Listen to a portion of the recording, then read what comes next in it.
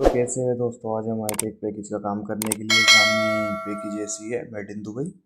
उसमें कंप्लेंट आ रही थी नो कूलिंग की, कि ये कूलिंग नहीं कर रहा है। यहाँ पर आने के बाद हमने इसका पैनल खोलने के बाद देखा, इसके थर्मोस्टेट में इसमें दो थर्मोस्टेट दे रखे हैं, एक ये मॉनिटर और एक नीचे और है। इसमें एचपी का हमारा एरर दिखा रहा था, एचपी कंप्रेसर बन। उसके बाद जो है यहाँ पर मैंने देखा कभी कोई और भी दिक्कत हो, इसलिए इसको खोलने के बाद इसको चेक करा और देखा। इसमें सारा कुछ चेक करने के बाद रीसेट करके देखा, रीसेट कर रहा तब भी कोई, ना ही इसका इंडोर चल रहा था और ना ही आउटडोर चल रहा था, ना फैन चल रहा था, कुछ कोई इसमें कुछ नहीं था।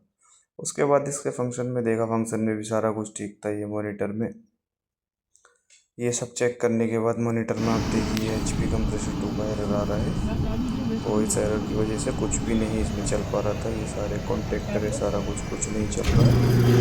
फिर इसके बाद ये कॉन्टेक्टर तो कंप्रेसर 2 दबा करके देखा, कंप्रेसर वगैरह सारा कुछ ठीक है।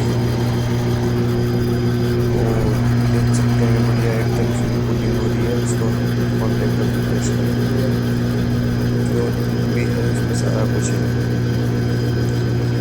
कंप्रेसर तो ठीक चल रहा है, मस्त चल रहा है। इसके बाद फिर कंप्रेसर वन देखते हैं कैसा चल रहा है, ठीक चल रहा है या नहीं चल रहा है। कंप्रेसर वन को देखा, उसको दबाने के लिए बढ़िया कूलिंग कर रहा है। तो कंप्रेसर वन देखते हैं अब कैसा चल रहा है, बढ़िया चल रहा है क्या नहीं चल रहा है। कंप्रेसर वन के लिए वन को इसके कॉन्टेक्टर को मैंने पुश कर दिया और थोड़ी देर ही चलेगा।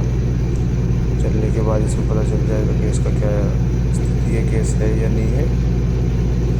तो इस तरह से डायरेक्ट चेक कर रहे हैं कॉन्टेक्टर का भी और जिसका भी, दोनों का पता चल जाएगा। यहाँ पे देखते हैं सर्किट वन को, तो सर्किट वन में भी ठीक ठाक कूलिंग कर रहा है, अच्छा है। तो ये कंप्रेसर इसके दोनों ठीक है। अब हमने इसका साइड का पैनल खोल के देखा तो कंप्रेसर बहुत ज़्यादा हीट है, और प्लस ये हीट की वजह से ये एचपी में जो है हमारा कंप्रेसर ट्रिप हुआ है हाई प्रेशर में, जो कि बहुत गर्म हो रहा था। डिस्चार्ज पाइप भी और कंप्रेसर भी, कंप्रेसर वन भी और कंप्रेसर टू भी, दोनों ही बहुत ज़्यादा गर्म हो रहे थे। इस वजह से हमने देखा इसको। इस पर 318/410 थी और देख सकते हैं ये मॉडल नंबर वगैरह इसका कंप्रेसर का है। तो ये सिस्टम इसका है। उसके बाद हमने सोचा कि इसकी सर्विस की जाए। फिर हमने इसका इंडोर को देखा, इंडोर में बहुत ज़्यादा डस्ट, फिल्टर बिल्कुल इसके ख़राब थे, सारे फिल्टर डस्ट ही बहुत ज़्यादा ख़राब थे। अंदर बार वाले दोनों बहुत ज़्यादा डस्ट थी, इंडोर भी नहीं चल रहा था इसका। और ये आउटडोर की कंडीशन आप देख सकते हैं, क्या आउटडोर की कंडीशन है। इसके बाद हमने लगाया अपना प्रेशर पंप, सारा कुछ कस्टमर से अप्रूवल लेने के लिए। कंप्रेसर भी बहुत गर्म थे, इसी से जो है वो भी ठंडे हो जाएंगे। तो फिर हमने कर दी इसकी सर्विसिंग चालू, बहुत ज़्यादा डस्ट होने की वजह से। तो हम करते हैं इसकी सर्विस। अंदर पड़ने के बाद हम इसका आउटडोर का जो है कंडेंसर क्लीन करेंगे भारतीय वजन तरीके से, क्योंकि ये एयर सर्कुलेशन ना होने की वजह से अभी ओवर हीट होता है। जब ये कंडेंसर चौक होगा, एयर सर्कुलेशन नहीं होगी, एयर फिर से बाहर नहीं निकालेगा, तो उसकी वजह से भी जो है इसमें ये दिक्कत आती है ओवर हीटिंग की, जिसमें जो है सर्कुलेशन सही नहीं कर पाती है, तो फिर वो अपना ओवर हीट होता है। तो हम इसको क्लीन करेंगे बहुत बढ़िया से तरीके से। क्लीन करने के बाद दोनों साइड से क्लीन करेंगे, अंदर से भी बाहर से भी, और कंप्यूटर को क्लीन करेंगे। क्लीन करने के बाद जब हम इस पर देखेंगे क्या इसका रिजल्ट है। कंप्यूटर वगैरह सारा कुछ पानी हम मारेंगे, ठंडे हो जाएंगे ताकि, ये कंप्यूटर इसके बहुत ज़्यादा हीट हो रहे हैं। तो अंदर से क्लीन करने के बाद अब हम बाहर से क्लीन करेंगे। बाहर की इसमें बहुत ज़्यादा नीचे ऊपर से अपना कचरा था, उसको कोई क्लीन करके साफ़ करेंगे। साफ़ करने के बाद फिर देखते हैं इसको क्या चलेगा। तो अभी हम इसके बाद जो इंडोर को भी क्लीन करेंगे। इंडोर को क्लीन करने के लिए देखिए बहुत ज़्यादा डस्ट है इंडोर में भी, फाइल में, ट्रे में, हर चीज़ में इसकी फाइल, कोई ये ट्रे वगैरह सारा कुछ बहुत ज़्यादा गंदा है।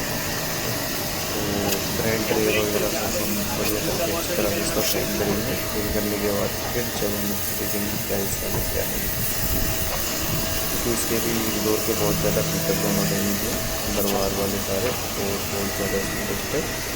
तो फिल्टर ख़राब होने की वजह से, तो इसको लाजमी बेहतरीन तरीके से अच्छी तरीके से क्लीन करना लाजमी है। इस वजह से इसको भी क्लीन कर रहे हैं। आपको भी क्लीन करने के बाद फिर उसके बाद हम देखेंगे क्या रिजल्ट हमें मिलता है और आपको भी दिखाएंगे क्या रिजल्ट हमें मिलता है।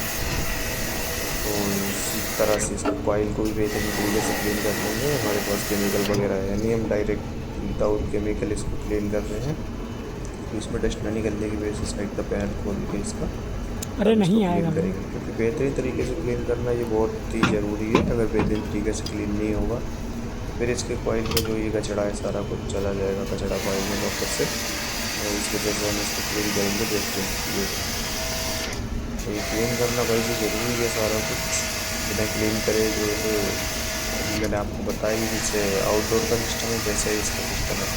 और ये इंडोर क्लीन नहीं होगा तो इसमें भी सर्कुलेशन नहीं होगा, ये एयर खींच नहीं पाएगा और अंदर की एयर जगह बाहर की एयर खींचेगा ये, और उसके बाद ये बेहतरीन तरीके से कूलिंग ना चाहिए, और इसलिए इसको भी साफ़ करना बहुत ज़रूरी है।